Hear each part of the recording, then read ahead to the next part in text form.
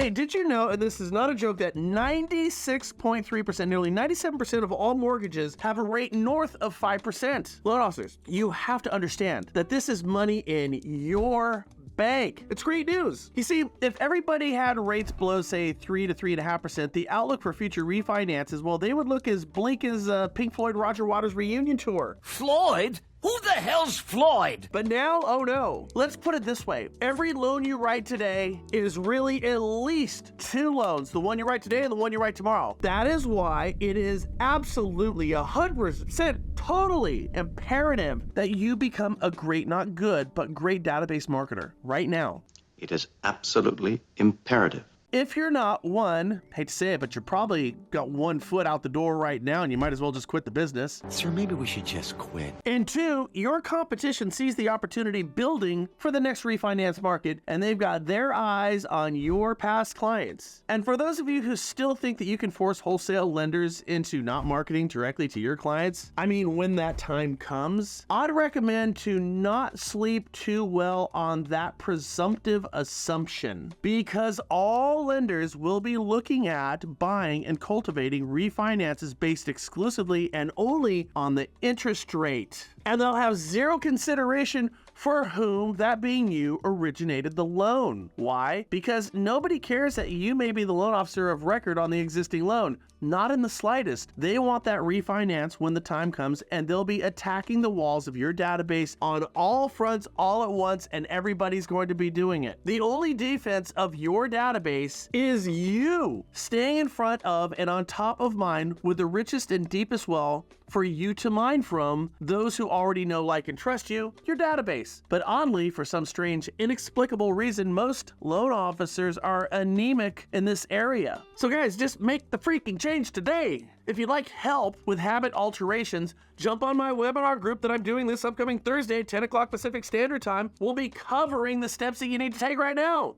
Free of charge, why wouldn't you? And side note, the good part about this tidbit of information is that, like folks, in today's day and age, it goes both ways. Meaning, you can and should go after everyone else's database when that refinance market, like the famous corpse flower, blossoms once again. Make no bones about this, people. The next refinance market will be overdue by historic standards, but you are all putting money in the bank right now with the 7-ish loans that you're writing today. When this refinance market hits, it's going to be a tidal wave, and it will rival the market we vacated just a couple short years ago. It has to happen, guys. Inflation is going to demand it, and the Fed will make the market. It's happening. Mark my words. Are you ready for it? I'll see you this next Thursday if you want to gear up for the next refinance party. And what do you guys think about this? There's currently mounting evidence that suggests that the notion that the 2007 housing crash happened because people with shoddy credit borrowed to buy houses they couldn't afford, well, they're saying it's just plain wrong. The latest comes in a new NBER working paper arguing that it was wealthier middle-class house flipping speculators who blew up the bubble to cataclysmic proportions and then wrecked local housing markets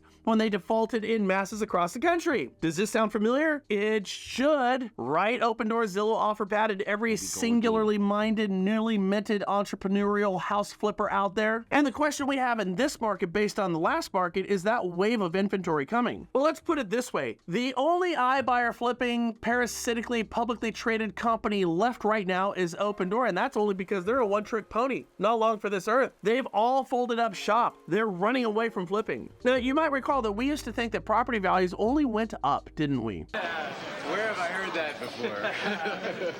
I mean, it's what iBuying platforms were built on. Last time, low rates and expanded programs encouraged some to parlay their credit pedigree and growing existing home values into mortgages for additional homes.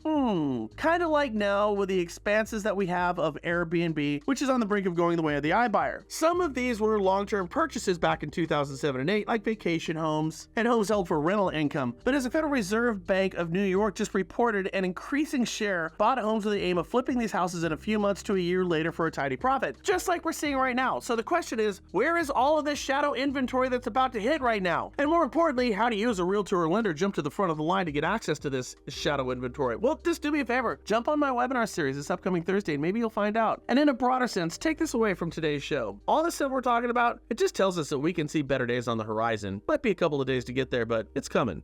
Hope this helps. See you soon.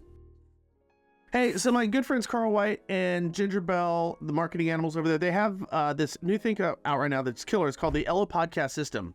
And what they do is they're going to equip you with the questions to ask, how to get guests, and really put together your own podcast so you can develop your own voice. By the way, that's where this market is at right now. You have to have your own voice if you're going to succeed. We have to get small with our business, guys. Get personal and intimate. Check it out. Click this banner right over there. Bet you didn't even know you had a voice, but there's a little tiger in there somewhere.